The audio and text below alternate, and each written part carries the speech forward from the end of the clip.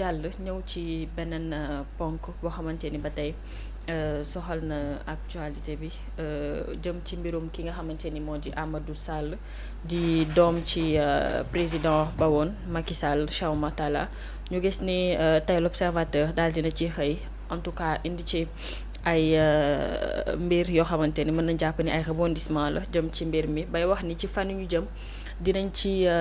déglu yeneen nit muy l'audition dans le fond ba tey ci boobule dossier nga xamante ni en tout cas nekk na mbir moo xam ni c'est assez complexe jëm ci Woodrose Investment. waaw yaakaar naa coow li jógoon na fi. ci fan yii la li waraloon tekkaaral bi mooy yoon dafa amoon vacances judiciaires loolu la. ñu gisoon fi nag ab société boo xam ne ci transaction financière yi ñu nemmeeku woon dañ ci cité ki nga xam ne moom mooy Amadou Sall bi nga xam ne baayam moo jiite woon réew mi toog ci kanamu Sénégalais yëpp ne doomam ab chômeur la chômeur nag bu ñuy dégg ci ay transaction de dizaines de milliards yéeme na jàpp naa ni chômeur mooy ko amul xëy walla junior waaw yéen chômeur ak sagam nag réew mi ñuy liggéey di daw ak a jóg mënuñoo am compte bu weesu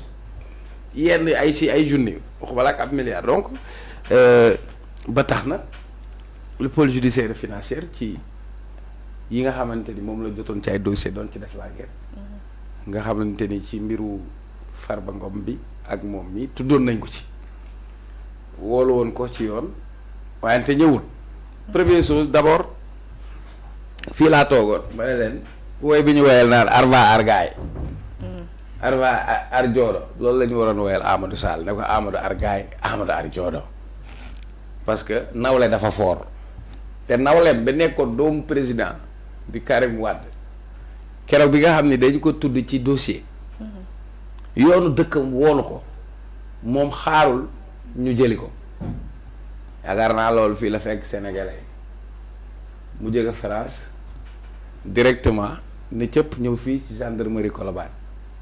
ñu déglu ko daal di koy àtte tëj ko ci kaso bi mu tëdd penam ba ca xaaju pen ba ñu génnee ko guddi kon Amadou Sall il doit être garçon pour assumer beneen bi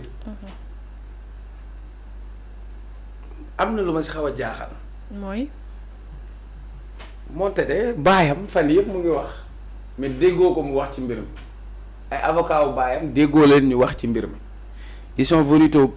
venus plutôt nous parler de dette cachée à rapport caché maintenant nag on respecte la présomption d'innocence bien évidemment mais dans cette situation am na ndaw soo xam ni teg nañ ko ci loxo muy la personne de Seynabou Ndiaye li tax ñu teg loxo Seynabou Ndiaye dañoo njort ni li mu doon def ak transaction yi mu ngi ko doon defee ci turu Amadou Sall je crois que dossier foofu la toll bon bu fekkee nag waat nañ leen pour déglu leen dans le fond mooy que les enquêtes sont en cours pour que ñu xam quelle sera la suite à donner. Junior, à quoi peut-on s'attendre ci audition yi nga xam ni bu ñu sukkandikoo ci l'Observateur dinañu ko assister bientôt. waaw xanaa dañuy je voudrais juste faire une petite chronologie de l'affaire. Junior téléphone bi nga mooy mujj. non non. 17 dama ko cee tax xam nga wax ko kii. 17. yaa war yow doo mën a lii kii dugg ci phase boo xam nga nag. yow de waa Seydou bi la woo iPhone 17. dama ko cee taf dégg nga kii la. waaw mu leeral parce que mooy loolu. mun nga maa bàyyi ak sama protégé. waaye yaa ngi muy claté yàlla baax na.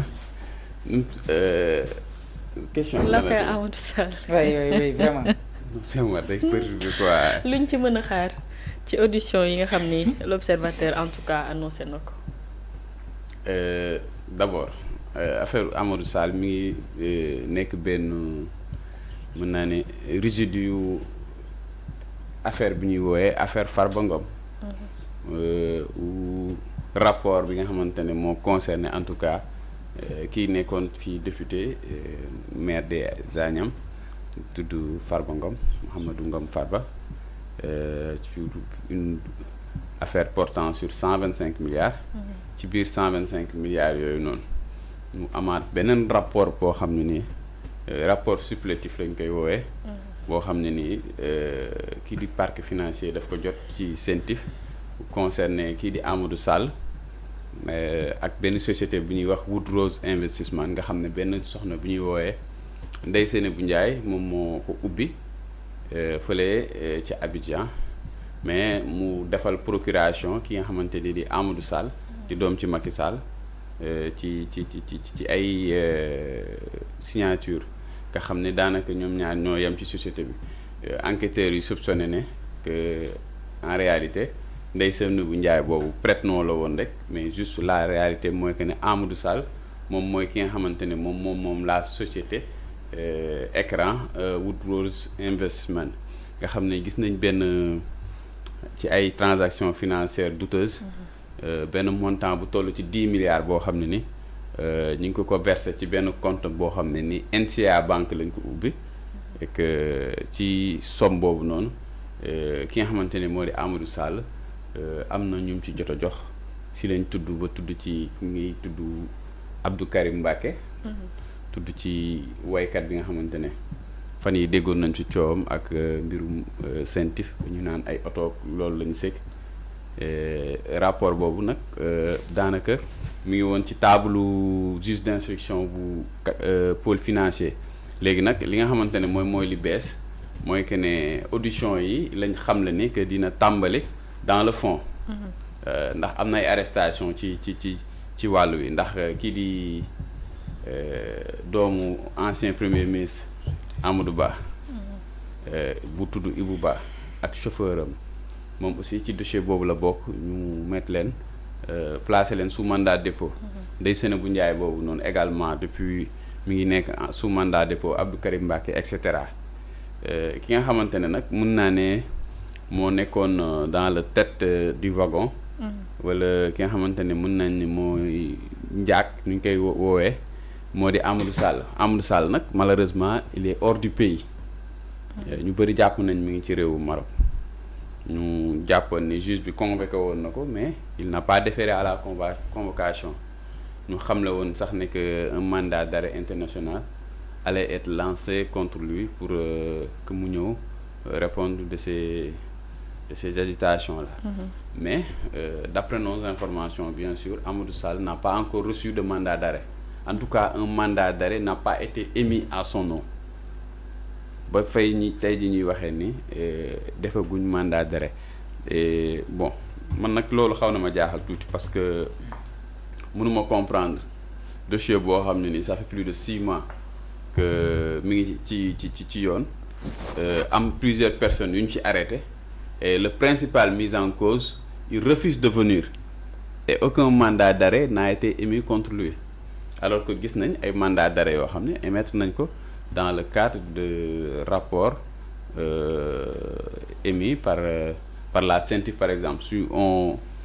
cite par exemple l'exemple de Madiambal Diagne nga xam ne dañ ko convoqué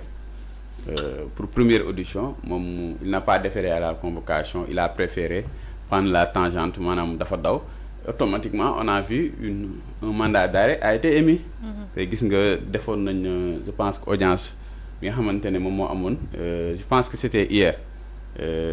audience waaw à la cour d'appel keroog maa ngi doon expliquer fii un peu la procédure comment ça se passe parce que bu fekkee da nga émettre un mandat d'arrêt c'est la chambre d'accusation de la cour d'appel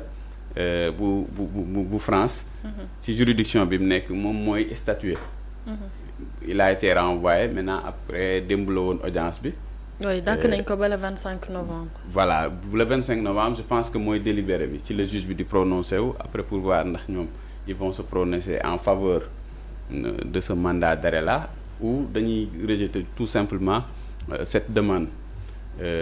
pour le cas Amadou Sall je le disais tantôt seetlu nañ ne ça fait plus de 6 mois mais ba léegi amul mandat d'arrêt xaw ma nag lu xew mais en tout cas jusqu'à ce que information yi di génn tey amul benn mandat d'arrêt boo xam ne émettre nañ ko et loolu boo gisee ñuy poser cette question là parce que du question dañu bëgg ñu convoquer Amadou Sall wala dañuy am benn fixation ci moom mais quelque part dafay am benn injustice wala benn déséquilibre boo xam mën na ko créer parce que maa ngi koy rappeler léegi il y a plusieurs personnes qui sont aujourd'hui en détention préventive à cause de ce dossier-là ou de ce rapport cité naa ko fi léegi nii. Il y a au moins 5 à 6 personnes yoo xam ne ni ils sont en détention provisoire et le principal mis en cause dans ce dossier-là a reçu une convocation en tout cas une convocation lui a été communiquée il a refusé de venir et son refus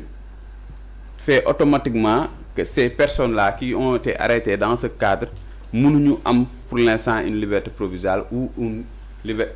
nga xamante ne mooy contrôle judiciaire parce que pour ñu mën leen déglu dans le dossier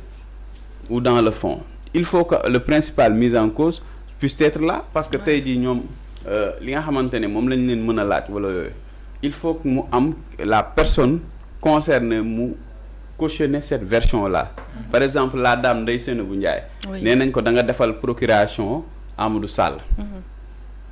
tey jii nii il faut que Amadou Sall moo mën a décharger la dame pour xam leen ne que ne kii elle n'a rien à voir ak li nga xamante ne moom lañ may toppee mais le pire le cas Abdou Karim Mbacké mais kooku noonu nee na moom en tout cas ay jege naa leen que ne moom yëgul tinul Amadou daf ko ni ko alma sa carte d'identité mu jàpp ne passeport diplomatique lu fi koy lijjantil ndax xaritam la daan na ko ñaan mu ni ko jox ma sa carte d'identité mu jox ko carte d'identité mu xëy suba ñu ni ko